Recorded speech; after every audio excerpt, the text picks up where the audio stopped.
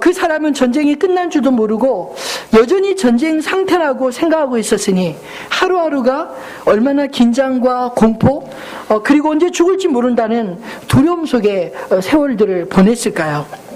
사실 이 이야기를 예전에 듣고 참 전쟁에 빼앗아가 버린 한 불쌍한 젊은이 인생에 대해서 동정심도 가지만 그보다 더 중요한 그 교훈을 하나 얻게 되었습니다. 사실 우리도 어떤 중요한 소식을 들었는가 듣지 못했는가에 따라 우리 인생이 희망과 절망, 그 갈림길 사이에 설 수 있다는 것입니다. 오늘 우리에게도 반드시 들어야 될 세상에서 가장 좋은 소식이 있습니다. 오늘 우리가 읽은 본문의 말씀은 사실 기원전 약 800년 전에 활동했던 선지자 이사야의 글입니다. 이사야 시대는 북이스라엘과 남유다가 오늘날 우리나라처럼 남과 북으로 나뉘어져 있었는데 북이스라엘이 아수르에 의해서 철저하게 멸망을 당하고 그리고 남유다 역시 하나님으로부터 이 아수르의 전체를 바벨론으로부터 멸망당하게 될 것이라는 그런 계시의 말씀을 들을 때였습니다. 도무지 이스라엘에게는 내일이 없을 것 같고 또 그런 시대에 선지자 이사야에게 하나님이 주신 이 비전은 참으로 놀라운 것입니다. 그것은 다름 아닌 메시아가 올 것이고 메시아의 시대, 메시아의 나라가 이 땅에 도래할 것이라는 약속입니다. 사실 이 말씀이 선포되던 이 이사야 시대 사람들은 이사야의 이야기를 들었을 때 도무지 무슨 일인지 어떤 의미인지 아마 머릿속에 그릴 수도 없었을 것입니다. 사실 하나님의 약속은 성취되기 전에는 우리 인간의 짧은 지혜로 깨달을 수가 없고 다만 믿음의 눈으로 다가올 약속을 바라보며 기다릴 뿐이기 때문입니다. 그러나 오늘 저와 여러분은 참으로 복된 것이 이사야에게 주신 이 약속의 말씀이 바로 성취된 그런 시대를 살아가고 있기 때문입니다.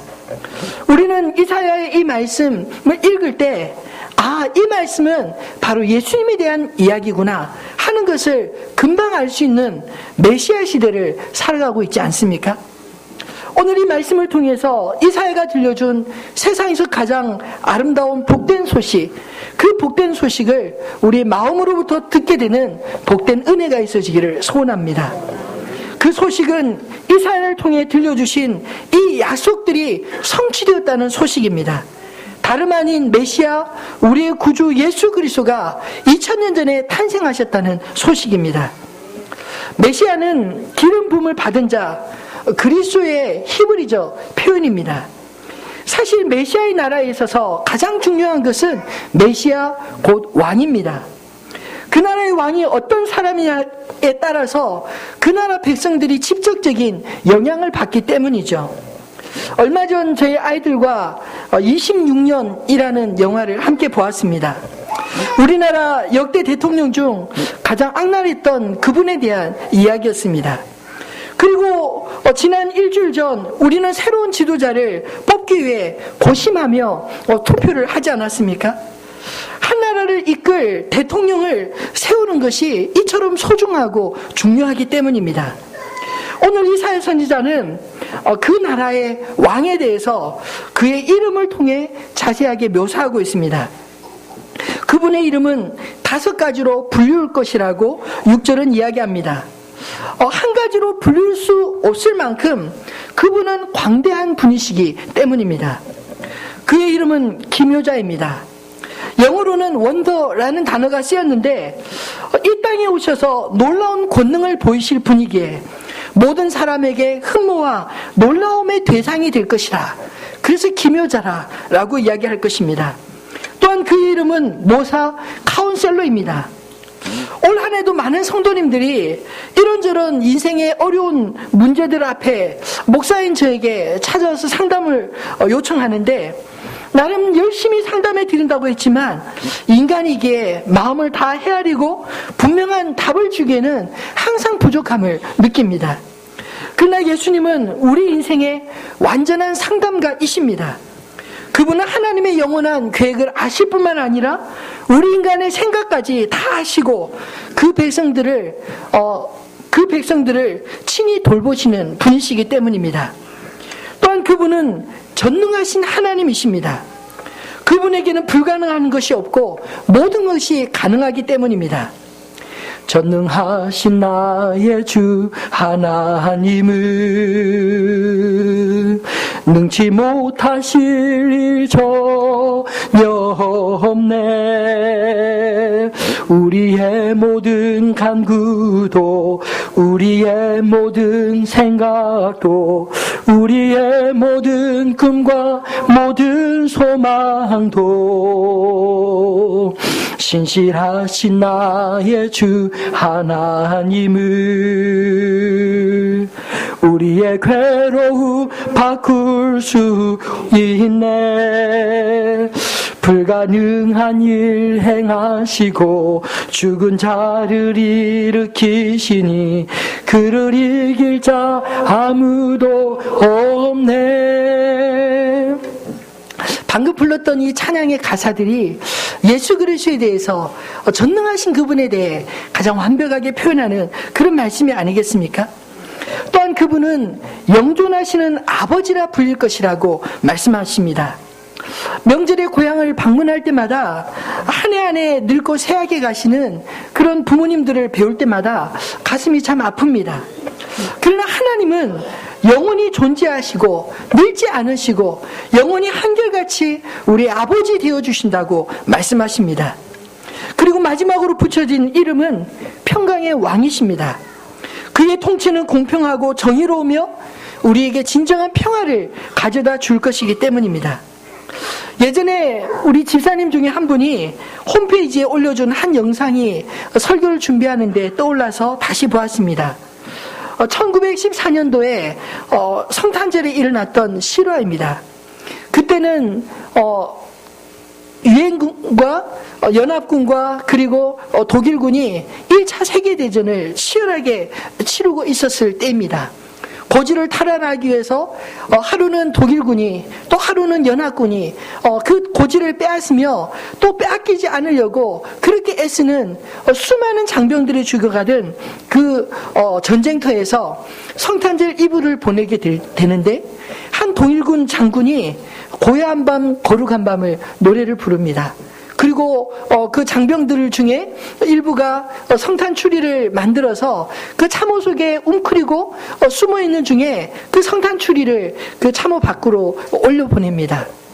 그런데 참 500m밖에 되지 않는 그 거리 속에 고요하게 들리는 그 고요한 밤 거룩한 밤 그 노래 소리를 그 독일군 병사들만 들은 것이 아니라 연합군 그 진영에도 참호 속에도 그 노래 소리가 들리는 것입니다. 한참을 듣고 있다가 연합군 장병들이 그 노래를 같이 흥얼거리며 따라 부르기 시작합니다. 그리고 이 독일군 장병이 용감하게 참호 위로 올라오고 그리고 그 모습을 본 양쪽에 그 군인들이 총을 다 내려놓고 참호 밖으로 나와서 함께 성탄절 그 찬양을 함께 노래를 부르는 것입니다.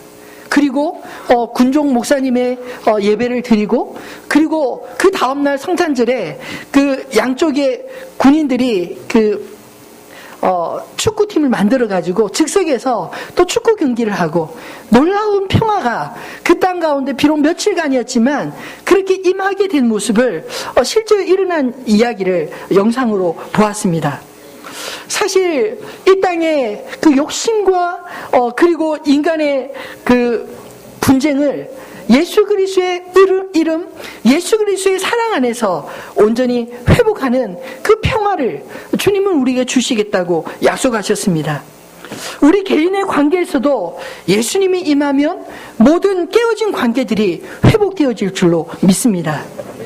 사실 이 5가지 이름에 합당한 사람은 인류 역사상 단 한 사람, 한 분 예수 그리스도밖에는 없습니다. 예수님이 탄생하실 때 천사를 통해 요셉에게 들려준 말씀은 이 모든 예언이 태어날 그 아기에게 이루어질 것이라고 말씀하셨습니다. 아들을 낳으리니 이름을 예수라 하라. 이는 그가 자기 백성을 그들의 죄에서 구원할 자이심이라 하니라. 이 모든 일이 된 것은 주께서 선지자로 하신 말씀을 이루려 하심이니 이르시되 보라 처녀가 잉태하여 아들을 낳을 것이요 그의 이름은 임마누엘이라 하리라 하셨으니 이를 번역한즉 하나님이 우리와 함께 계시다 함이라. 하나님이 우리와 함께 계시다.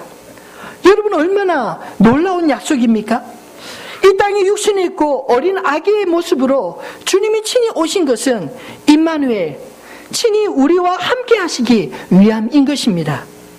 오늘 이 복된 소식이 우리의 심령에 들려지기를 소원합니다. 저희 인생을 가만히 돌이켜보면 하나님의 은혜 아니고 설명할 수 없는 수많은 사건들이 있었습니다. 지난해에도 하나님은 때때로 상담가로, 때로 아버지처럼 저와 동행해 주셨습니다. 성도님들이 저와 상담하시기를 원하시지만 저는 누구와 상담할 수 있겠습니까? 교회 진로를 놓고 고민하고 성도들의 문제를 놓고 고민하며 기도할 때 하나님은 그때그때마다 방향을 보여주시고 제 마음속에 하나님의 마음을 심어주셨습니다. 몇 주 전에도 새벽에 요한계시록 말씀을 묵상하고 기도하는데 마지막 시대에 사단이 경제를 통해 믿는 자들을 핍박할 때가 올 것이다. 이 말씀을 묵상할 때였습니다. 근데 그것이 마치 오늘날 우리 시대가 아닌가 하는 생각이 문득 들었습니다. 오늘날 돈이 전부인 것처럼 여기는 시대에 세상은 돈이 없으면 못 산다, 떡이 없으면 못 산다 이렇게 아우성치는데 하나님의 백성들, 하나님의 교회들은 무엇을 외쳐야 할까요? 마귀가 예수님을 첫 번째 떡으로 유혹할 때 예수님은 사람이 떡으로만 살 것이 아니요 오직 하나님의 입에서 나오는 모든 말씀으로 살 것이니라 그렇게 물리치셨습니다. 초대교회가 그 심한 박해 속에서도 하나님의 사랑을 함께 나누며 그 어려움을 견뎌내고 오히려 담대히 복음을 전했던 것처럼 하늘빛 우리 교회도 이런 나눔과 사랑을 실천하는 교회가 되기를 소원합니다. 교회를 묵상하면서 하나님 우리 교회가 그런 교회가 되기를 소원합니다. 우리 자녀들이 자부심을 가지고 자랑할 수 있는 교회 되게 해주십시오. 그렇게 기도를 드렸습니다. 저는 저희 아버지를 생각하면 가장 먼저 떠오르는 것이 아낌없이 주시는 그 아버지의 마음입니다. 사실 제가 어린 시절에 저희 아버님이 사업을 실패하시고 그리고 목회자의 부름 앞에 섬에서 목회하시고 또 교회를 개척하시는 그 가장 힘든 시기에도 아버지는 풍요롭지 않았지만 그러나 자녀를 위해서라면 무엇이든지 주려고 애쓰는 그런 분이셨습니다. 사실 어린 시절 많이 누려서가 아니라 그 아버지의 어머니의 사랑 덕분에 부족함을 느끼지 않고 자랄 수가 있었습니다. 하나님은 때때로 이처럼 우리 육신의 아버지처럼 지금까지 저희 개인과 저희 가정과 교회의 필요를 아시고 채우시고 돌봐주셨습니다. 하늘빛 우리 교회를 개척하고 지난 3년을 돌이켜보면 저처럼 걱정 없이 목회를 하는 개척교회 목사도 없을 것 같다 이런 생각이 들곤 합니다. 하나님의 교회, 하나님이 친히 세우시고 채우시고 그리고 믿음의 동역자들을 때때로 보내어주시고 은혜가 무엇인지 저로부터 시작해서 성도님들 함께 누리는 이런 3년을 함께 보내게 하셨습니다. 정말 제 인생에서 하나님의 은혜를 빼버리면 정말 제 삶을 어떻게 설명할 수 있을까요? 사랑하는 성도님들의 생애 가운데서도 우리 생애 가운데 예수 그리스도의 이름을 빼버리면 그 은혜를 빼버리면 우리의 삶을 설명할 수 없는 그런 은혜 가운데 사시기를 주님의 이름으로 축원합니다. 이사야가 들려준 또 하나의 성취된 약속은 메시아의 탄생과 더불어 그의 통치가 시작되었다는 것입니다. 예수님이 육신을 입고 아기로 오신 것은 우리에게 평강을 주시기 위함입니다. 백마를 타고 왕으로 장군으로 오신 게 아니라 어린 아기의 모습으로 오셔서 우리와 함께 자라기를 원하시고 우리와 함께 거하며 우리와 함께 사랑을 나누는 그런 존재가 되기를 원하신다는 것입니다. 누가복음 2장 14절에 기록된 천사들의 합창은 예수 그리스도가 지향하는 삶을 이렇게 노래하고 있습니다. 지극히 높은 곳에서는 하나님께 영광이요 땅에서는 하나님이 기뻐하시는 사람 중에 평화로다. 오늘 본문 1절로 5절 말씀은 어둠과 빛에 대해 그리고 고통과 즐거움에 대해 대조적으로 묘사하고 있습니다.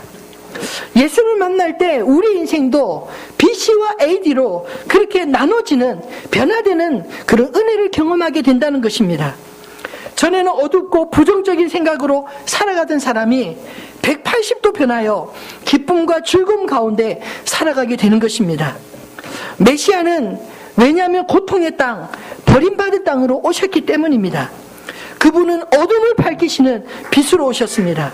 그분은 억눌린 자를 자유케 하러 오셨습니다. 오늘 본문에 언급된 스불론 땅과 납달리 땅, 그리고 해변길과 요단 저평 이방의 갈릴리 지역은 역사상 가장 잔인한 침략 민족 중에 하나인 아수르에 의해서 가장 처참하게 짓밟힌 그런 피해 지역이었습니다. 그런데 그런 지역에 그런 피의식으로 가득 찬 그 지역에 하나님께서 영화롭게 할 그날이 오게 될 것이라고 선포하고 있는 것입니다. 바로 이 지역이 예수님의 공생의 삶을 사셨던 그 장소였습니다. 누가복음 4장 18절에서 예수님은 회당에서 이사야서의 말씀을 읽으시고 이렇게 선언하십니다. 주의 성령이 내게 임하셨으니 이는 가난한 자에게 복음을 전하게 하시려고 내게 기름을 부으시고 나를 보내사 포로된 자에게 자유를, 눈먼 자에게 다시 보게 함을 전파하며 눌린 자를 자유롭게 하고 주의 은혜의 해를 전파하게 하려 하심이라. 그리고 말씀하셨습니다. 이 글이 오늘 너희 귀에 응하였느니라. 주님은 갈릴리 해변에서 예수님의 12제자를 부르시고 그곳에서 오병이의 기적도 베푸시고 자신에게 나오는 수많은 병자들을 고치시고 하나님의 나라 복음을 전하셨습니다. 이 사회를 통해 주신 이 약속이 바로 예수님을 통해 완전히 이루어진 것입니다. 이 시대를 살아가는 저희들은 어쩌면 예수님 시대보다 육신적으로는 훨씬 자유로울지 모릅니다. 그러나 우리의 심령은 어떻습니까? 어쩌면 그 시대보다 자유가 더 필요한 그런 상황이 있지는 않으신가요? 하나님의 백성들은 그리스도의 법 아래 참된 자유를 누리는 자입니다. 로마서 8장 1절로 2절은 이렇게 말씀합니다. 우리 같이 한번 읽어보겠습니다. 그러므로 이제 그리스도 예수 안에 있는 자에게는 결코 정죄함이 없나니 이는 그리스도 예수 안에 있는 생명의 성령의 법이 죄와 사망의 법에서 너를 해방하였습니다. 아멘. 여러분 안에 이 자유와 평강 경험하고 계십니까? 하나님을 믿는 것은 하나님의 모든 약속들을 신뢰하는 것입니다. 하나님의 약속을 내 것으로 받고 그 말씀을 나의 영혼과 나의 인생에 선포할 때 모든 죄와 사망의 그림자들이 우리 인생 중에 떠나갈 줄로 믿습니다. 주는 영이시니 주의 영이 계신 곳에는 자유함이 있느니라. 고린도후서 3장 17절은 그렇게 선포합니다. 진실로 그리스도 안에서 이 자유와 기쁨을 맛보시는 저와 여러분이 되시기를 주님의 이름으로 축원합니다. 말씀을 맺겠습니다. 오늘 말씀의 결론으로 7절 마지막은 이렇게 선언합니다. 만군의 여호와의 열심히 이를 이루시리라. 이 모든 일이 무엇으로 이루어진다고요? 하나님의 열심으로 이루어진다고 선포하고 있는 것입니다. 그렇습니다. 창세기 3장에 아담이 범죄한 직후 하나님은 그때부터 인류의 구원을 계획하셨고 예수님을 땅에 보내심으로 그 계획을 완성하셨습니다. 이 하나님의 열심을 어떤 민족도 나라도 사탄도 막을 수가 없었습니다. 이사야서 8장 9절로 10절은 이렇게 말씀합니다. 너희 민족들아 함성을 질러 보아라. 그러나 끝내 패망하리라. 너희 먼 나라들아 먼 나라 백성들아 들을지어다. 너희 허리를 동이라. 그러나 끝내 패망하리라. 너희 허리에 띠를 띠라. 그러나 끝내 패망하리라. 너희는 함께 계획하라. 그러나 끝내 이루지 못하리라. 말을 해보아라. 끝내 시행되지 못하리라. 이는 하나님이 우리와 함께 계심이라. 세상 나라들은 끊임없이 하나님을 대적하여 바벨탑을 쌓아가고 하나님의 백성들, 하나님의 나라를 대적하여 일어날 것이지만 그러나 결국 무너지게 될 것입니다. 세상이 아무리 강하게 보이고 불의가 이 땅에 편만해 보인다 할지라도 하나님의 백성들이 이 땅에서 핍박을 당하는 것 같아 보여도 그러나 그 모든 악의 세력은 끝내 패망하고 말 것입니다. 오직 하나님의 정의와 공의만이 마지막까지 우리와 함께 하시는 하나님으로 굳게 서게 될 줄로 믿습니다. 우리가 누리는 이 자유와 기쁨을 위해 우리가 한 것이라고는 사실 아무것도 없습니다. 그래서 누군가 이렇게 말을 했습니다. 믿음은 하나님이 우리를 설득하시는 작업이다 라고요. 오늘 우리가 이 하나님의 열심에 설득되기를 소원합니다. 우리가 우리를 향한 하나님의 구원의 계획을 믿음으로 받아들이고 우리 가운데 오신 아기 예수님을 영접할 때 우리의 인생 또한 하나님의 열심으로 다스림을 받게 될 줄로 믿습니다. 때로 우리는 넘어지고 실패한다 할지라도 우리를 향한 하나님의 계획은 결코 실패하지 않고 우리 인생을 두신 하나님의 온전한 뜻은 온전히 이루어질 것입니다. 그러므로 우리는 로마서 8장 38절로 39절에 이렇게 외칠 수 있는 것입니다. 내가 확신하노니 사망이나 생명이나 천사들이나 권세자들이나 현재일이나 장래일이나 능력이나 높음이나 기품이나 다른 어떤 피조물이라도 우리를 우리 주 그리스도 예수 안에 있는 하나님의 사랑에서 끊을 수 없으리라. 할렐루야. 그러므로 이 기쁜 성탄절에 우리가 이 땅에 외쳐야 될 메시지는 무엇입니까? 한번 따라해 볼까요? 만군의 여호와의 열심히 이를 이루시리라. 만군의 여호와의 열심히 이를 이루시리라. 만군의 여호와의 열심히 이를 이루시리라. 만군의 여호와의 열심히 이를 이루시리라. 아멘. 하나님의 열심이 2000년 전 독생자 예수를 우리에게 주신 것으로 시작되었다면 이제는 그 열심의 끝을 향해 우리 역시 하나님의 열심에 동참하는 삶을 살아야 되지 않을까요? 우리는 염려로 하루하루를 살아가도록 부름받은 자들이 아닙니다. 먼저 그의 나라와 의를 구하도록 부름받은 하나님의 백성들입니다. 세상의 열심이 하나님의 열심을 당하지 못한 것이 바로 임마누엘 구주 예수 그리스도의 탄생의 비밀입니다. 인간의 열심이 하나님의 열심을 당해낼 수 없습니다. 우리의 계획과 열심이 무너져도 우리를 구원하시고자 하시는 하나님의 열심이 결코 실패가 없는 줄을 믿기에 오늘도 우리는 이 기쁜 성탄에 주님을 찬송하게 될 줄로 찬송할 수 있는 줄로 믿습니다.